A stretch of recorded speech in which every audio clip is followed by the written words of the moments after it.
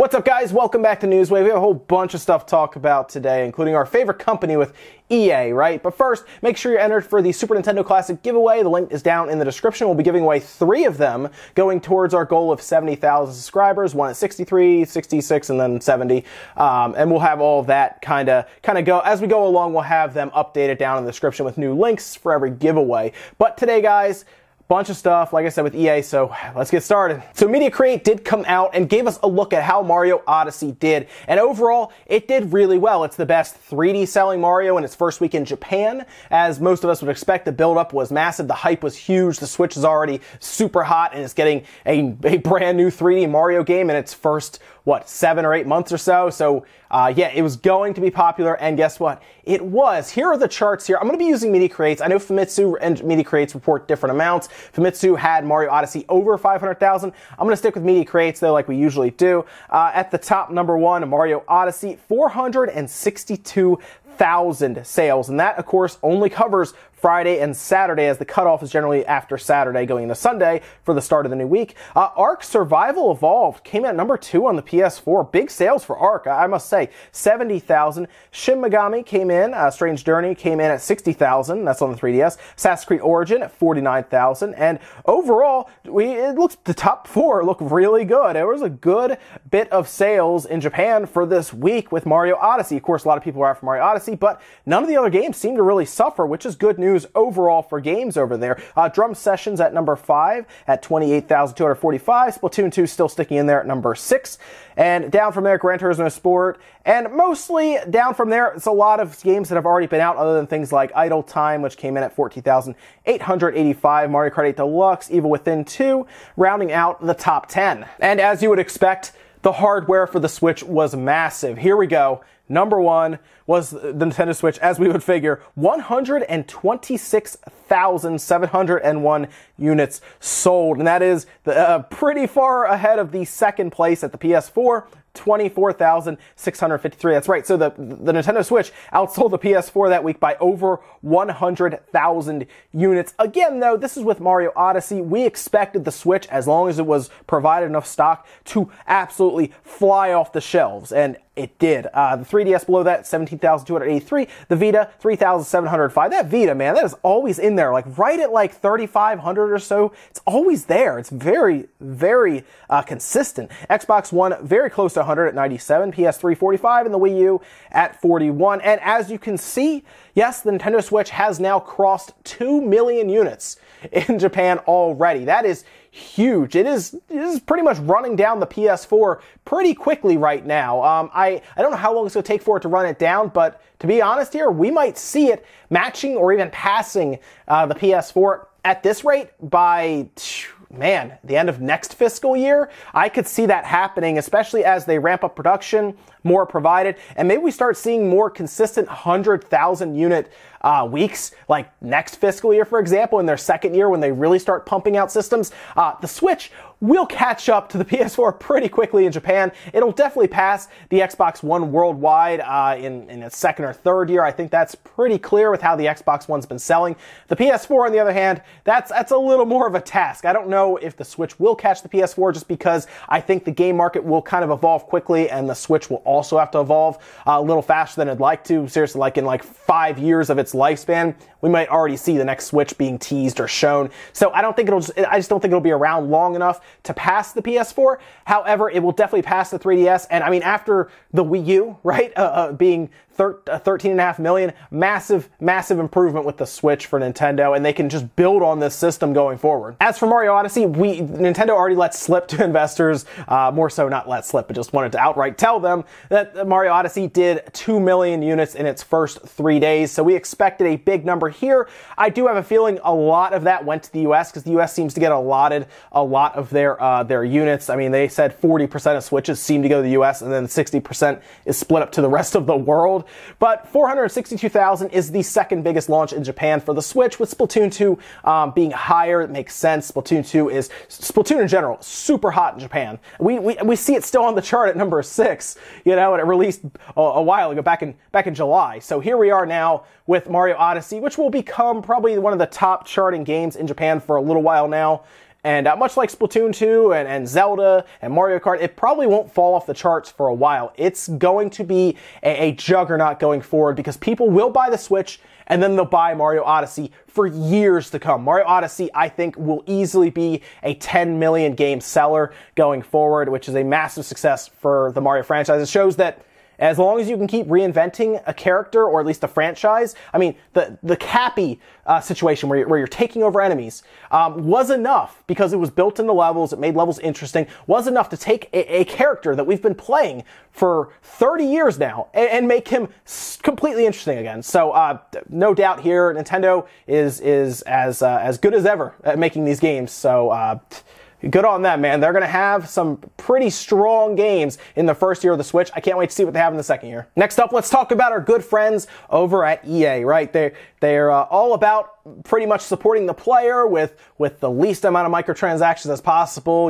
least amount of loot boxes. And I can't even complete that without laughing. Anyway, they talked about EA and the Switch kind of together. They talked about how they're not really ready to commit fully to the Switch. This was from Takashi Machizuki on Twitter. You may remember him as being one of the people who let leak that the Switch was going to have a 1440p screen. That's right, I have a pretty long memory when it comes to this stuff, but overall they did talk to EA and a spokesperson and everything, and this is kind of what they gathered from it. Electronic Arts is waiting until Nintendo's new Switch has been on the market a full year before deciding whether to release more games for it besides FIFA 18. The company's financial chief, Blake Jorgensen, tells the Wall Street Journal, the Switch, both a home console and portable gaming device, launched in March, and EA's soccer game was released on it in late September. Jorgensen says it's too soon for EA to judge the success of FIFA 18 on the device and wants to fully understand what the demand is for the Switch before committing more resources to it. So this is an interesting situation because the Switch, I think at this point in its first,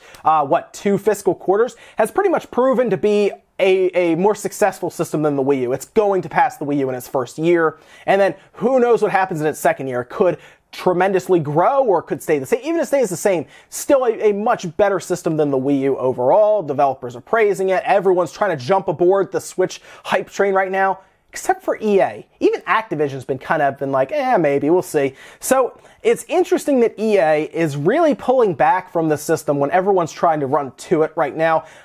Now, here's the thing. EA doesn't need the Switch. They are more than happy where they are because they want to do games as a service, and they're more about the PS4 and the Xbox One and the PC because it's easier to streamline that all together, as we've seen. I mean, you could build a game for the PS4, and for the most part, it'll translate over to the Xbox One or the Xbox One X because they're all pretty much the same chip with minor differences. Whereas the Switch, you got to program a little more. Maybe you got to work with Nintendo's infrastructure with online, and it can be kind of more of a pain. And who knows if loot boxes will work just the same on the Switch. I do think that service tag is something that EA is really concerned with. They want these loot boxes to work. They want these loot crates to work. They want recurring revenue. And I don't think the Switch is set up for that yet. And I think that's one of the reasons that EA is kind of like, maybe, we'll see. Also, they need to get Frostbite working. They don't want to build a custom engine for every single Switch game that they put out. Like, they don't want to build one for Madden. They want to build one for NHL. Anything that they're going to use Frostbite for, they don't want to move over and try to figure it out on the Switch. They don't want Battlefield to just be moved over with a custom engine. They want it to just move over with Frostbite. So it's going to be interesting. If they can get Frostbite to work, they probably will start moving stuff over. I just don't know how interested or motivated they are to do it. I guess we'll see, but it looks like they're waiting for that full fiscal year to end and see how many Switches are out there and see what the audience is before they move forward. Next up, we had some news come out from Rockstar and 2K, or Take-Two, if you want to say Take-Two as their parent company, for WWE 2K18 and LA Noire. Now, of course, LA Noire wasn't really a massive surprise. We kind of heard about it, but it was cool to see it going to the Switch alongside the Xbox One and the PS4 version. Same with wrestling because, well, I mean, Nintendo hadn't really had any WWE games for quite a while. So here we are. Both of these games are coming out, and now we get more information that LA Noire is going to need a micro SD card to work on the Switch. Seems to be kind of the same way with wrestling as well. You need an SD card. So LA Noire is too big overall at 29 gigabytes for the internal storage of the Switch. Listen, most of us have bought SD cards. Most Switch owners have SD cards, right? So that's not really the end of the world or anything. You just go, I guess I'll get an SD card if you don't already have one. But here's where things get interesting. They're not opting for a 32 gigabyte card. They're opting for what appears to be a 16 gigabyte card, and then they're going to have you download what appears to be mandatory game files that are coming in at 14 gigabytes, and they need to be downloaded from the internet, or it appears to not work, or at least very limited parts of the game will work. Maybe they'll have like the first chapter on the cartridge or something, and then you have to download all these assets and game files for it to work otherwise. So it's very interesting because that means that if you don't have an internet connection and you buy it physically thinking, I'll just get it physically, pop it in and be on my way, the whole point of the Switch, you need to download more files. This is very odd because this tells me that the 32 gigabyte card is still very expensive. Nintendo doesn't seem to be making any strides to fix that with developers eating part of the cost or something. I don't know. It's very odd because these companies are taking a chance on the Switch by moving games over in its first year of development. Because it's not like these games popped up 6 months ago and they started developing. They've been developing these games for a while, probably a year and a half, maybe 2 years even. It's interesting that this is the case. Now, I did say WWE as well. And that's because even if you buy WWE, you need a 24 gigabyte download, which is insane. It's right on their box art, apparently. A 24 gigabyte download, even if you buy the game, seems insane. Now, this seems to be making the rounds because the box art, I tend to believe it because of what we saw with NBA, where it needed a download as well. It's super weird. You buy a cartridge, but you don't have the game technically. You still have to download it. So I was really curious what happens down the road for really preservation of some of these games, because if the servers shut off, what do you do exactly? I don't know. I guess the cart just doesn't work. Kind of reminds me of MAG, I guess, back in the day on the PS3, where it was kind of like an online only game. So you pop the disc in, and if the servers aren't there, it's a brick. It doesn't work. It's a coaster. So I'm curious what happens there. Let's say you buy the game, and then, I don't know, 15 years from now, you want to show your kids the Switch, and you're like, look at what we used to play when we were young or something. And then you pop the game in, and it's like, can't connect to the server. This game won't work. That's the one thing that kind of worries me, going forward, is that. Now, of course, if you buy it physically, you can resell it, you can trade it, you can hand it off to a friend so they can try it. But otherwise, it seems odd. I hope Nintendo and these companies get this whole 32 gigabyte situation figured out. That seems to be the only thing really holding a lot of these back. I hope in a year, we don't have to worry about it anymore. 2 years, maybe they get to 64 gigabyte, maybe 3 years. But it's going to be interesting going forward to see how they deal with some of these third-party situations. And to finish up today, guys, I have 2 game announcements that came out yesterday with dates and everything. Cat Quest is coming in that same week that everyone is getting really worried about because there's a lot of games coming out. November 10th is coming out, and if you don't know what Cat Quest is, it's kind of like an RPG that deals with cats. I know it sounds weird, but yes, it's coming November 10th on the eShop. It's a pretty cool looking indie game. Aside from that, Owlboy also got announced yesterday with a trailer. Owlboy is getting a release February 13th, 2018. 12 different languages, by the way, which is pretty cool. And overall, those are 2 big games coming to the Switch. Sure, Cat Quest, maybe not massive. Owlboy is an awesome game. Great game. It's got high reviews across the board. It's kind of a Metroidvania style game. It seems like a perfect fit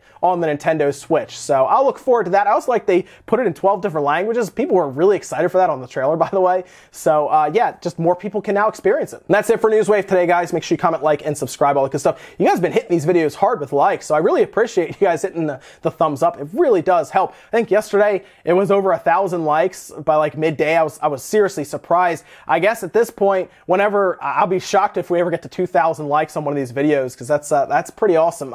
Thanks guys again for hitting the thumbs up. I appreciate it. Let me know what you guys think about any of the stuff we talked about today, specifically this EA situation with the Switch. Do you guys think they're waiting too long? Do you think they should already be really like just hammering away at the Switch, trying to get games on there? Because it seems like the Switch is growing rapidly, right? It's growing very fast. They're projecting massive sales for this thing by the end of really their fiscal year to pretty much be significantly above what the Wii U has sold. I'm really curious what you guys think about that. And then what do you think about these cartridges that you buy, but you still have to download files from the internet? And I mean, it's weird to download something for a cart that you own that makes the cart work, right? Let me know what you guys think down below. Thanks so much for watching, and I'll see you next time.